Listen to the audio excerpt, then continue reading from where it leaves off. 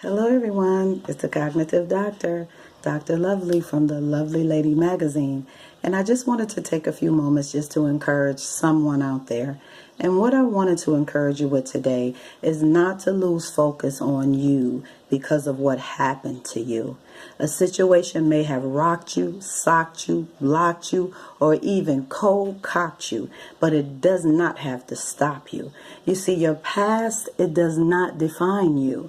You define you. But first, you have to free yourself from the wrong kinds of thinking. If you free your mind, then the rest will follow. But how do you free your mind? You must declutter what's up here. You must free yourself from all kinds of negative thinking, the negative process about yourself, even the things that may have been told to you that you can't or whatever. You have to get control of that. And if you free the way you think about yourself, even if you free the way that you understand the situation, which has happened to me, you understand? But just because it happened to you does not mean that it is you or it defines you. How you handle you after that is up to you. I think about The Wiz, the movie that Michael Jackson played in, and he played the Scarecrow. And he's up there, hanging up there on that pole, stuffed with just stuff inside of him. And as long as those crows was telling him that he couldn't, he didn't. But every now and then he will pull out of him the stuff that he was stuffed with. And he would read something and he will give them some sort of knowledge or understanding of something that was already inside of him.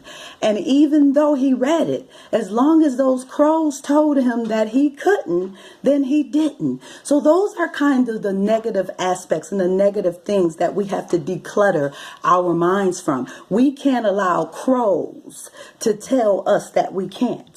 So when I looked up what a crow is a black bird with a yellow beak, but it also has what it calls a ruckus kind of a voice. And if you think about what a ruckus is a harsh, loud sounding sound. So sometimes doubt and fear and anxiety and stress and all those kinds of things can become a ruckus in our heads and make us feel as if we can't. But as long as we feel or think that we can't, even though the stuff is inside of us and all we have to do is reach in and pull the stuff out and activate our faith and our minds and our thinking to it, then we can. So we must not lose sight of who we are, what we are capable of, and what is already inside of us. So just because we went through something does not mean it's us. Just because it happened to you does not mean it's going to define you. It happened to you, but it does not mean it's you.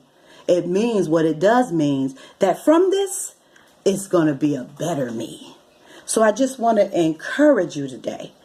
Don't allow what you've been through to just define you. And don't allow what happened to you to lose focus on you. Doctor's orders are today to dust yourself off and try again. This has been Dr. Lovely from the Lovely Lady magazine, and you be blessed.